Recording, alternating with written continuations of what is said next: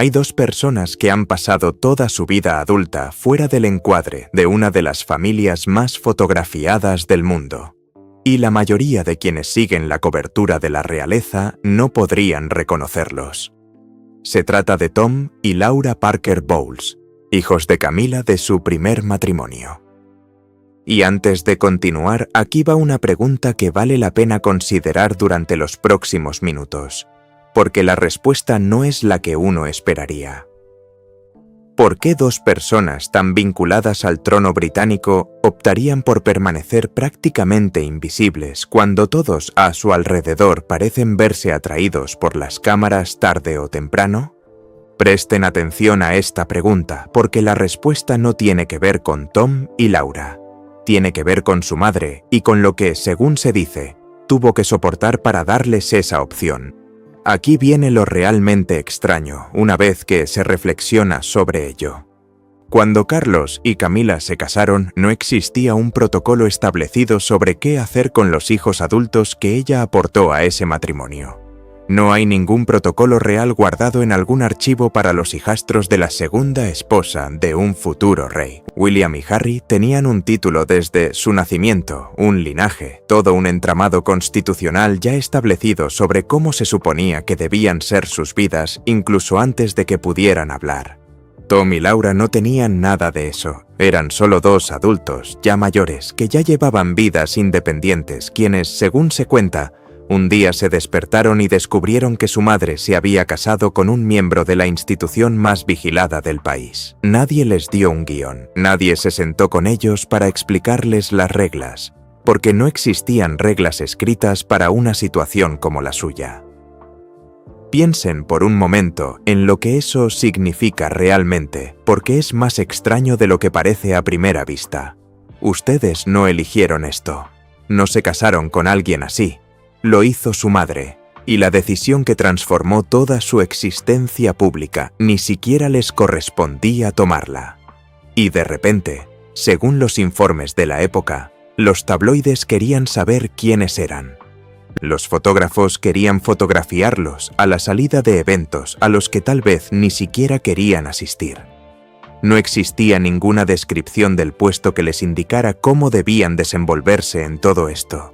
Ningún proceso de inducción, ninguna sesión informativa. Se espera que lo resuelvas sobre la marcha mientras, supuestamente, el mundo entero te observa. ¿Qué hicieron realmente con ese puesto una vez que lo obtuvieron?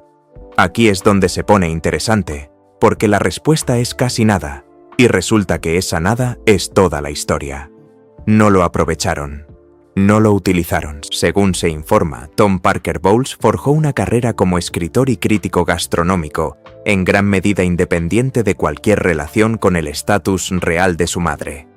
Escribió sobre restaurantes, sobre cocina, sobre un tema que esencialmente no tiene nada que ver con palacios, precedencia o peso constitucional. Laura, por su parte, también forjó su propio camino, trabajando en el mundo del arte, manteniendo un perfil público modesto para cualquier estándar razonable, y mucho menos para el que se esperaría de alguien cuya madre es ahora la reina. Ninguno de los dos se convirtió en una figura habitual de la información sobre la realeza, como inevitablemente hacen los miembros de la familia que trabajan en ella. Ninguno de los dos asumió deberes o patrocinios reales, el tipo de roles institucionales que son habituales para los miembros de la familia que están en la línea de sucesión o que se casaron directamente con alguien de ella. Antes de profundizar, si eres nuevo por aquí, suscríbete porque cubrimos precisamente este tipo de temas. Las historias estructurales, aunque menos conocidas, de la familia real que no reciben la misma atención que los titulares, pero que revelan con sinceridad cómo funciona realmente esta institución entre bastidores. Y si ya estás suscrito, quédate, porque la siguiente parte de esta historia es donde las cosas empiezan a encajar de una forma que la mayoría de los medios no se molestan en explicar. Volviendo a la elección en sí, porque parece serlo, al menos desde fuera, y revela algo importante sobre cómo ha funcionado en la práctica este arreglo familiar específico. La monarquía ha acogido a todo tipo de personas a lo largo de los siglos. Cónyuges, primos lejanos, personas que se casaron con miembros de países y entornos completamente diferentes. Pero no cuenta con un mecanismo preestablecido para integrar a hijastros adultos que no tienen un rol institucional y, lo que es más importante, ningún interés aparente en adquirirlo. Las opciones disponibles para las personas vinculadas a la familia real son bastante limitadas una vez que se analizan. O bien se convierte en un miembro activo de la realeza con deberes, financiación y responsabilidades públicas, o bien se mantiene una vida casi completamente privada y simplemente asiste a los eventos familiares importantes. Tom y Laura se ubicaron firmemente en la segunda categoría, y según lo que se ha visto públicamente a lo largo de los años, este arreglo parece haber convenido a todos los involucrados, incluyendo, y esto merece una pausa, a la propia institución. De vez en cuando se les ve en bodas familiares. Ciertas reuniones festivas, de esas que se fotografían desde la distancia porque un miembro de la familia real está presente, no porque Tom o Laura sean específicamente el centro de atención. Son ocasiones en las que su presencia se percibe simplemente como lo que es: familiares asistiendo a un evento familiar, en lugar de miembros de la realeza cumpliendo compromisos formales con todo el protocolo y la atención de la prensa que ello conlleva. Esa distinción es más importante de lo que parece a simple vista.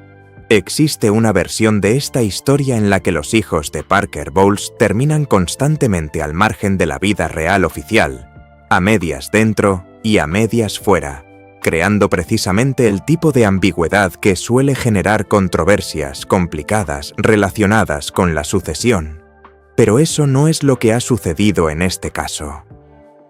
Lo que ha ocurrido se parece mucho más a una línea divisoria bastante clara que se ha mantenido, ya sea deliberadamente o simplemente por las circunstancias, entre la monarquía en funciones y la familia privada que la rodea. Ahora bien, esta es una pregunta que merece la pena plantearse, porque cambia la perspectiva de todo lo que sigue. ¿Por qué esa línea divisoria sería tan importante para una institución como esta?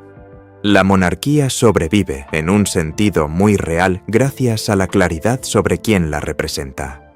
Cada miembro de la realeza en activo es, de alguna manera, un empleado público de la institución, financiado a través de canales públicos y reales, que representa a la corona en actos oficiales y está sujeto a códigos de conducta en cuanto a apariciones y declaraciones públicas.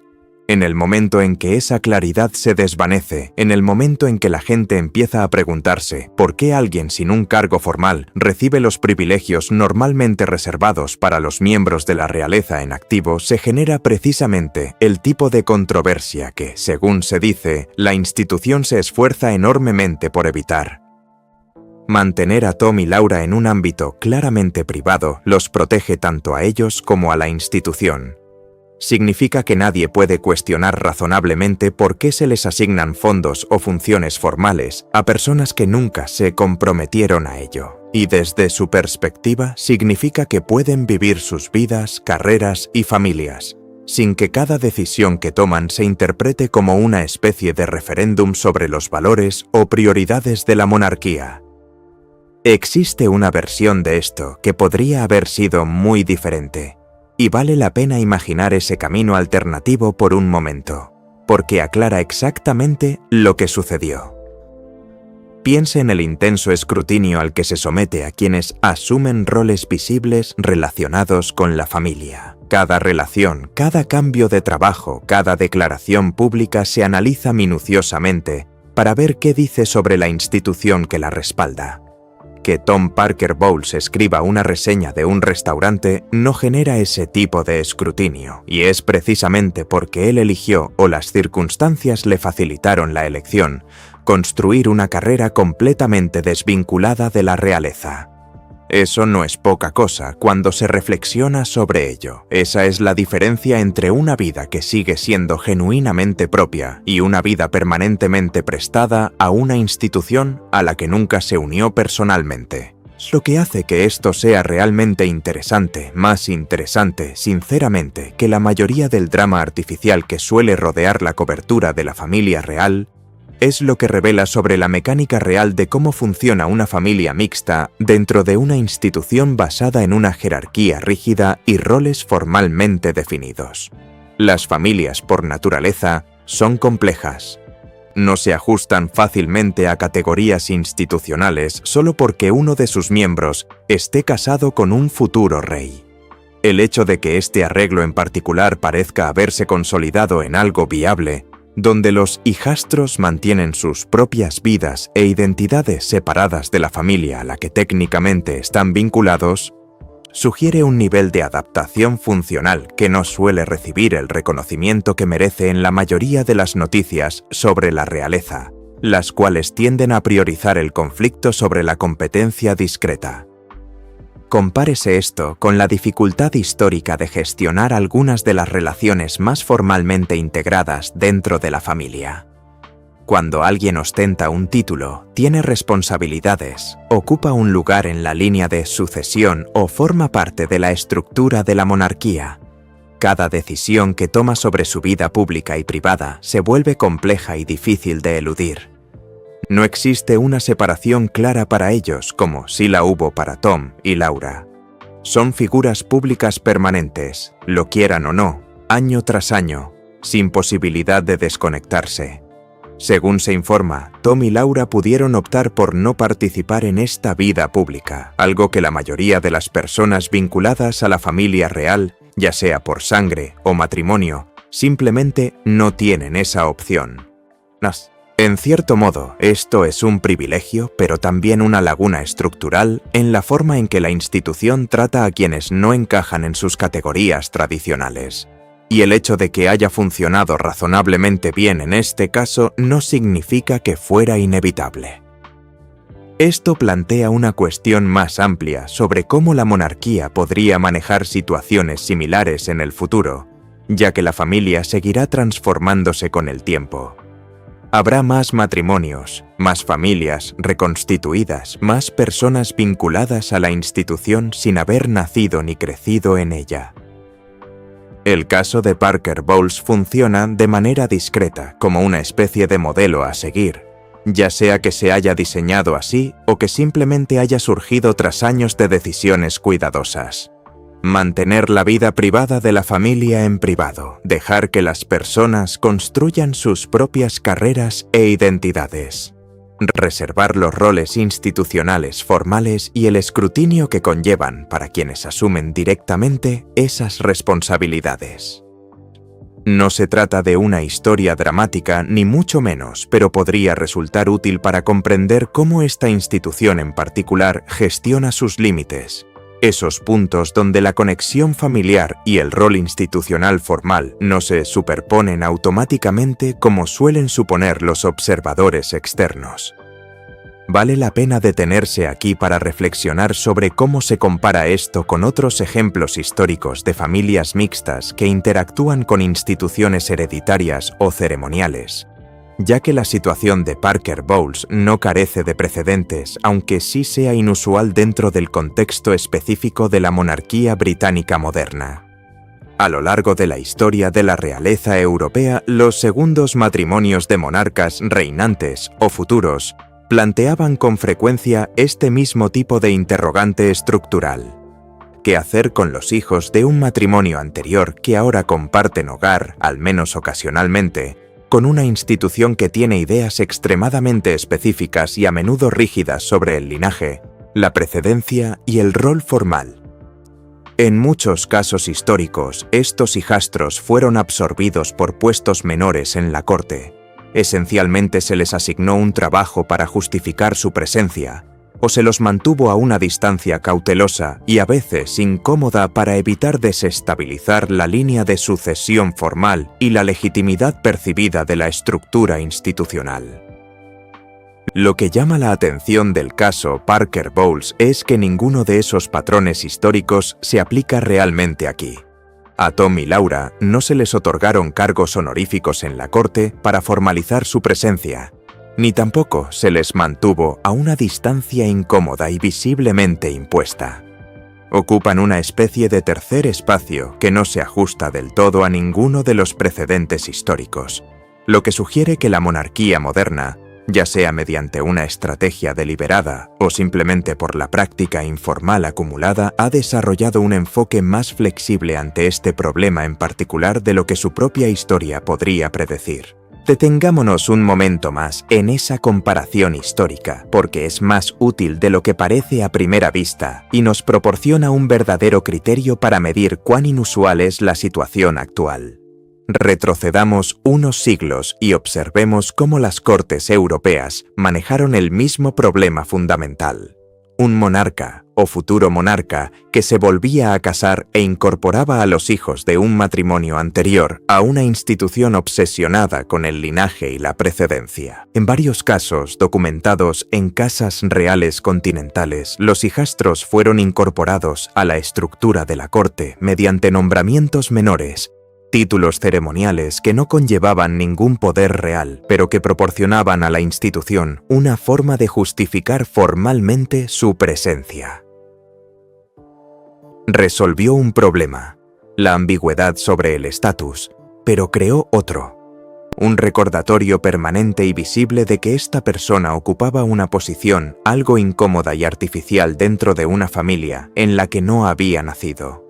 En otros casos documentados se adoptó el enfoque opuesto. Los hijastros se mantenían a distancia, a veces incluso se les trasladaba lejos de la corte, precisamente para evitar cualquier percepción de que pudieran complicar la sucesión o diluir la legitimidad de los hijos nacidos directamente en la línea reinante.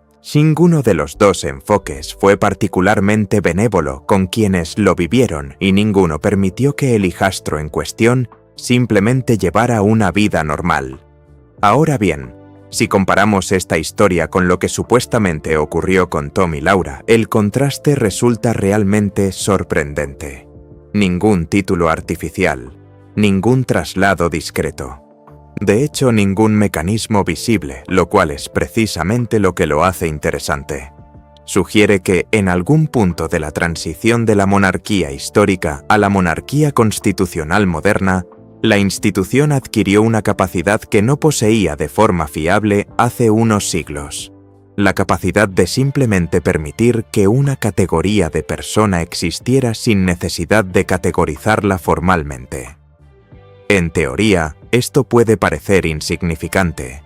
En la práctica, dentro de una institución tan obsesionada con los roles formales y los precedentes, podría ser uno de los aspectos más sutilmente modernos del funcionamiento actual de la familia. Vale la pena reflexionar sobre esta flexibilidad, ya que instituciones como esta no suelen caracterizarse por ella. Se caracterizan por los precedentes, por hacer las cosas de una manera determinada porque así se han hecho siempre, por considerar que desviarse de la práctica establecida es inherentemente arriesgado. Por lo tanto, cuando vemos un acuerdo como este, donde dos personas vinculadas a la familia por matrimonio, y no por lazos de sangre, y además por un segundo matrimonio, han podido en esencia definir sus propias condiciones de participación en la vida real, cabe preguntarse qué lo hizo posible. Parte de la respuesta probablemente reside en el momento oportuno. Tom y Laura ya eran adultos con vidas establecidas cuando Camila se casó con un miembro de la familia, lo que significaba que no existía un margen realista para que la institución moldeara su educación como lo hace con los hijos de la realeza nacidos en el seno de la familia. No se puede institucionalizar retroactivamente a alguien que ya tiene una carrera, un hogar y una identidad plenamente formada e independiente de la monarquía. Parte de la respuesta probablemente también sea estratégica. Una institución que, según se informa, ha dedicado las últimas décadas a modernizar su imagen pública, intentando presentarse como más cercana y menos rígidamente jerárquica, sin duda se beneficia al demostrar que no todos los miembros de la familia se integran por completo en la maquinaria oficial. Es una prueba discreta de que la familia aún puede funcionar como una familia real en ciertos ámbitos, en lugar de existir únicamente como una rama del protocolo estatal. Pero subyace una tensión en esta interpretación y conviene ser honestos al respecto, en lugar de presentar esto como un éxito rotundo. porque ahí es precisamente donde la mayoría de la cobertura de la realeza se vuelve simplista. La misma privacidad que protege a Tom y Laura del escrutinio que conllevan sus funciones reales, también significa que el público realmente desconoce cómo funciona este arreglo en el día a día. Observamos el resultado, el perfil relativamente bajo, las apariciones ocasionales en eventos familiares, e inferimos toda una historia sobre el establecimiento de límites deliberados y el respeto mutuo. Pero en realidad no tenemos información directa sobre si todo ha transcurrido sin problemas y de forma armoniosa, o si ha implicado negociaciones discretas y momentos de fricción que simplemente nunca se hicieron públicos porque nadie involucrado tenía incentivos para hacerlos públicos. Vale la pena reconocerlo con honestidad. La ausencia de conflicto visible no es necesariamente prueba de la ausencia total de fricción. Podría significar simplemente que cualquier fricción existente se ha mantenido donde todo esto se ha mantenido, fuera de la vista pública, manejada en privado, como se manejan la mayoría de las dinámicas familiares en la vida real, sean de la realeza o no. Lo que sí podemos afirmar con mayor seguridad es el patrón observable en sí, independientemente de lo que ocurra tras bambalinas. Según se informa, el acuerdo público se ha mantenido estable durante años. No se han filtrado disputas sobre estatus o financiación, ni se han reportado campañas de Tom o Laura para obtener un papel más formal, ni se ha reportado presión institucional para que lo hagan. Sea cual sea la realidad interna, el resultado externo ha sido notablemente estable, y la estabilidad en una institución que ha capeado tantas convulsiones como esta en las últimas décadas no es algo que deba darse por sentado ni descartarse como algo insignificante. Pero para comprender realmente por qué esa estabilidad es importante, hay que analizar a la persona que la hizo posible desde el principio. Porque nada de esto existe sin entender lo que supuestamente tuvo que pasar Camila para llegar a una posición en la que sus hijos pudieran siquiera tener el lujo de vivir en silencio. Y es aquí donde la historia deja de centrarse específicamente en Tom y Laura y se convierte en algo mucho más grande. La batalla de décadas que, según se dice, libró su madre solo para poder existir dentro de esta familia sin ser tratada como una amenaza. Si crees que su vida tranquila y sin sobresaltos suena sencilla, espera a escuchar lo que, según se dice, costó hacer posible esa sencillez. La relación de Camila con la opinión pública es, sin exagerar, una de las transformaciones de imagen más dramáticas en la historia moderna de la realeza. Durante los años que rodearon el matrimonio de Carlos y Diana y su muy pública ruptura, Camila fue ampliamente señalada, según la cobertura de prensa y la opinión pública de la época, como la tercera en discordia, la razón por la que, según se dice, el matrimonio de cuento de hadas entre Carlos y Diana se desmoronó. Esa caracterización, fuera del todo justa o no, la persiguió durante años, y moldeó la opinión pública de una manera que tardó extraordinariamente en cambiar.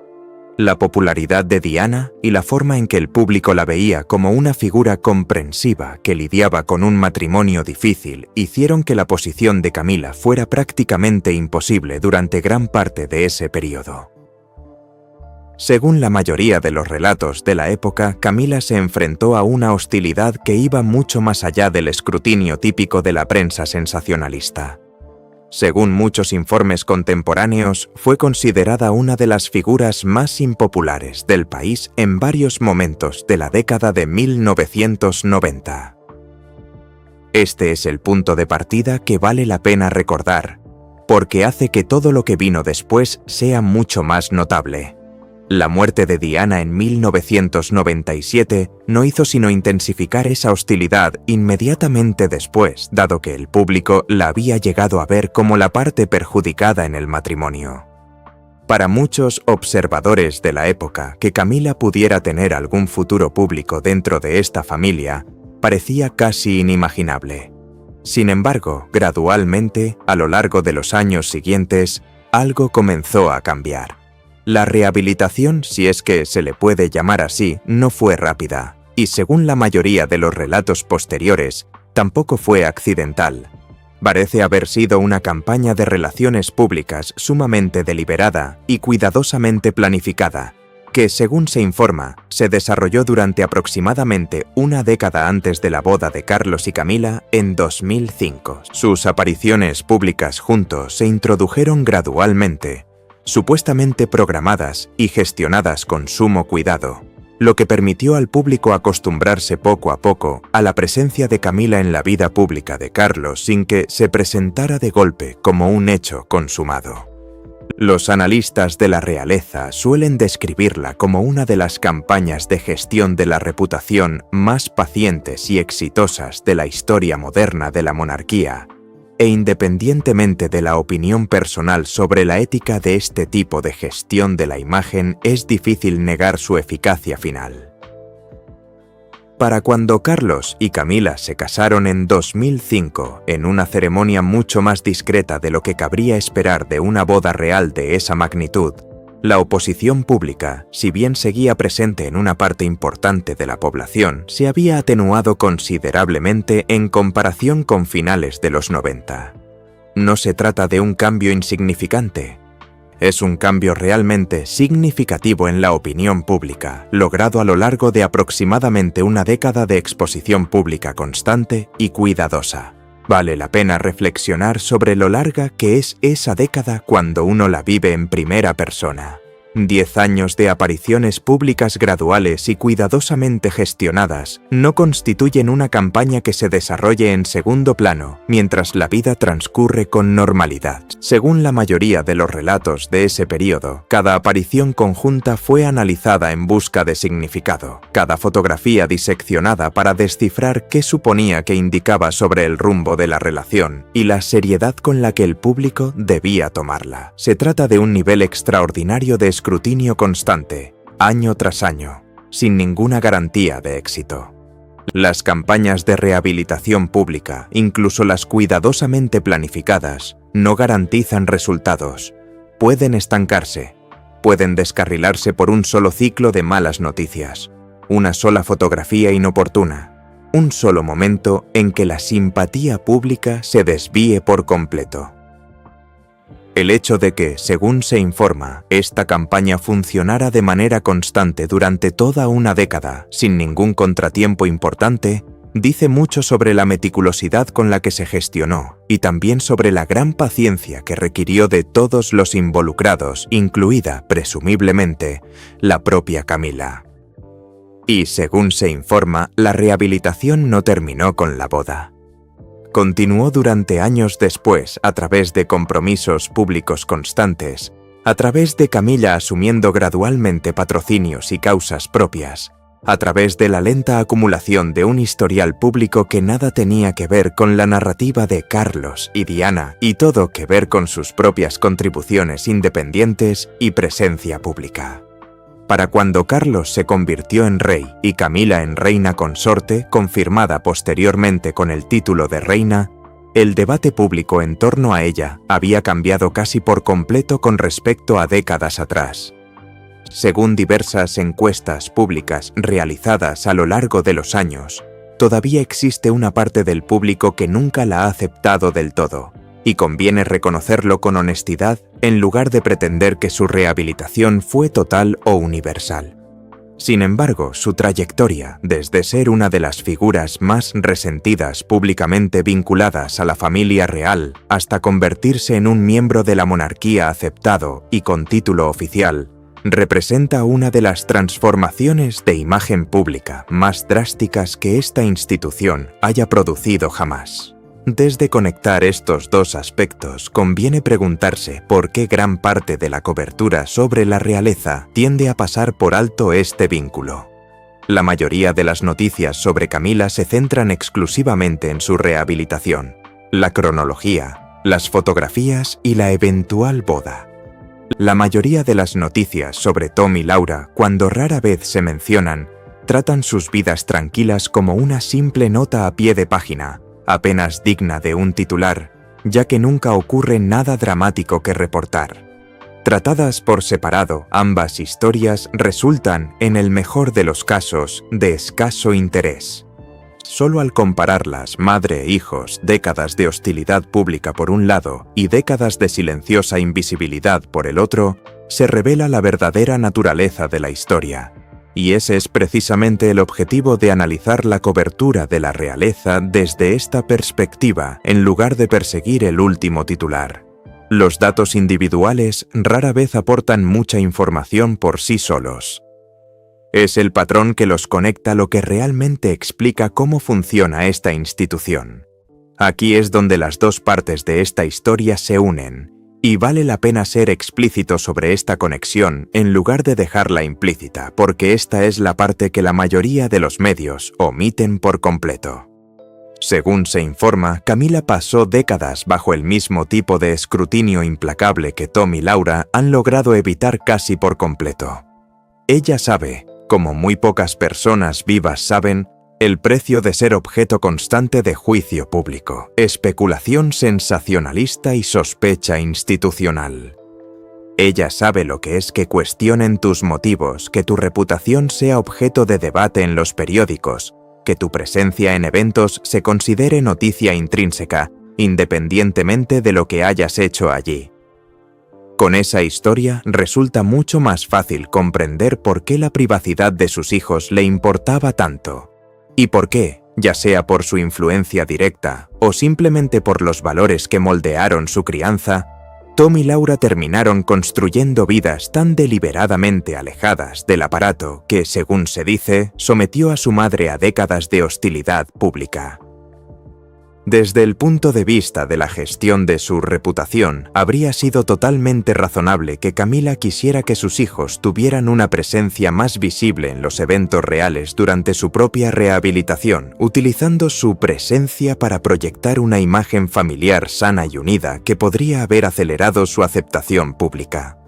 La imagen familiar es una herramienta poderosa precisamente en este tipo de campañas de reputación. Y muchas figuras públicas han utilizado a sus hijos de esa manera, deliberadamente o no. Ese no parece ser el camino que ella eligió. Las carreras y la imagen pública de Tom y Laura se desarrollaron de forma independiente, según sus propios términos, sin ser utilizadas visiblemente como instrumentos para la rehabilitación de su madre. Ya sea que esto refleje una decisión consciente de Camila para protegerlos del mismo tipo de escrutinio que ella sufrió, o que refleje decisiones que Tom y Laura tomaron por sí mismos y que ella simplemente respetó, el resultado, en cualquier caso, sugiere algo significativo sobre las lecciones que, según se dice, aprendió durante sus décadas de exposición pública. Piensen en lo que significaría haber vivido lo que, según se dice, vivió Camila. La constante hostilidad pública, los años en los que fue señalada como la villana en uno de los matrimonios más analizados públicamente del siglo XX, y luego tener la oportunidad de decidir si sus propios hijos serían sometidos a una versión similar del mismo trato. No es difícil imaginar que esa experiencia generara un fuerte instinto de protegerlos, incluso si ese instinto nunca se expresó públicamente ni fue confirmado directamente por nadie involucrado. También hay una lección institucional más amplia implícita en esta combinación de historias, una que se relaciona directamente con el punto anterior sobre cómo la monarquía maneja las familias mixtas y las relaciones no tradicionales con la corona. La propia experiencia de Camila demuestra que la institución, a pesar de su rigidez, es capaz de una auténtica evolución de su imagen a largo plazo cuando el esfuerzo que la respalda es paciente y constante. La historia de Tom y Laura demuestra que la misma institución, o al menos las personas que la manejan a nivel personal, también pueden optar por la discreción, pueden optar por mantener ciertas relaciones en privado en lugar de convertir cada vínculo en un espectáculo público. Si combinamos estas dos lecciones, obtenemos una visión más completa de cómo opera realmente esta familia, más allá de los titulares sensacionalistas que suelen definir la percepción externa. La rehabilitación es posible, pero, según se informa, requiere años de esfuerzo constante y minucioso. La privacidad también es posible, pero exige establecer límites deliberados, algo que no se garantiza simplemente por estar vinculado a la corona. Consideremos también el contexto familiar más amplio en el que se enmarca esta situación. Se trata de una institución que ha afrontado rupturas muy públicas y dolorosas en los últimos años, roles formales renegociados bajo una intensa presión pública, títulos y responsabilidades convertidos en objeto de un extenso debate y negociación pública, miembros de la familia que se han retirado por completo de sus funciones oficiales, con todas las consecuencias que, según se informa, esto ha conllevado. En este contexto, ambas partes de esta historia, la larga, difícil y finalmente exitosa rehabilitación de Camilla y la existencia tranquila y, en gran medida, sin sobresaltos de sus hijos fuera del aparato real, destacan precisamente porque ninguna requirió el tipo de conflicto público visible que ha marcado gran parte de la historia reciente de esta familia. Una de ellas requirió décadas de esfuerzo cuidadoso y paciente. Si el otro caso parece haber optado por una deliberada moderación, ninguno de los dos implicó un escándalo público ni una disputa filtrada, y quizás sea precisamente por eso que no se habla de ellos con tanta frecuencia como de las historias que sí involucran esos elementos. Y esto nos lleva a la pregunta más prospectiva, la que realmente importa más allá de comprender lo que ya ha sucedido. ¿Qué sugiere esta historia conjunta sobre cómo la monarquía podría gestionar su propio futuro, especialmente a medida que la estructura familiar continúa evolucionando, de maneras que no se ajustan claramente a las categorías reales tradicionales? Las familias mixtas no van a desaparecer. Las reputaciones públicas complejas, de esas que requieren años de gestión cuidadosa para cambiar, tampoco van a desaparecer. De hecho, es probable que ambas se vuelvan más comunes en las futuras generaciones de esta familia, del mismo modo que se han vuelto más comunes en la sociedad en general. La institución eventualmente necesitará enfoques replicables para este tipo de situaciones para los hijastros adultos que no encajan en el marco tradicional de la línea de sucesión, y para las figuras públicas cuyas reputaciones requieren una reconstrucción larga y paciente, en lugar de soluciones rápidas. La trayectoria de Camila y la de sus hijos, en conjunto, ofrecen dos ejemplos concretos de cómo abordar ambos desafíos sin generar la polémica pública sostenida que ha marcado gran parte de los capítulos más difíciles de esta institución. Esta es una lección realmente útil, oculta tras lo que a primera vista parecen dos historias bastante independientes. Una dramática y prolongada, la otra discreta y prácticamente sin sobresaltos. Y esto es probablemente lo más interesante de cubrir este aspecto de la vida real. Las historias sin disputas públicas ni filtraciones, junto con aquellas que, según se informa, requirieron décadas de esfuerzo paciente y discreto, en lugar de un único punto de inflexión dramático, a menudo revelan más sobre el funcionamiento diario de una institución como esta que las controversias que acaparan titulares. Las controversias muestran a la institución bajo presión, reaccionando y gestionando los daños en tiempo real. Historias como estas, la larga rehabilitación y la discreta contención que, según se informa, la siguió, muestran cómo la institución y las personas que la integran trabajan lenta e imperfectamente para lograr algo que perdure en el tiempo. Así que recordemos la pregunta del inicio de este video. ¿Por qué dos personas tan estrechamente vinculadas al trono británico optaron por permanecer prácticamente invisibles? A estas alturas ya conocen la respuesta, y no es porque nadie los notara.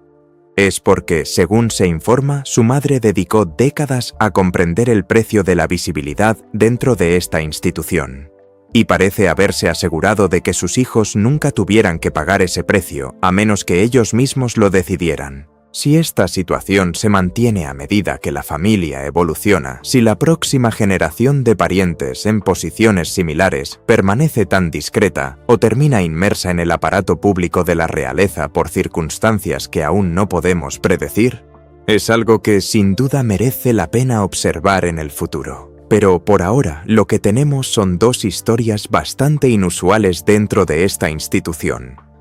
No se trata de historias de tensión, exclusión o conflictos dramáticos, sino de la historia de una mujer que, según se cuenta, Luchó con paciencia y determinación para superar la hostilidad pública y alcanzar la aceptación y de 2 de sus hijos que encontraron la manera de vincularse a la monarquía sin dejarse absorber por ella. Hay un aspecto más que vale la pena añadir antes de concluir porque cambia la perspectiva sobre cada noticia futura de la realeza que involucre a personas desconocidas. Cada vez que aparece un nuevo nombre en la cobertura de la realeza, un pariente lejano, un familiar político, un hijastro desconocido, conviene plantearse la misma pregunta que este vídeo ha ido formulando sutilmente. ¿Esta persona está a punto de integrarse en la maquinaria formal de la institución, con todo el escrutinio y la estructura que ello conlleva?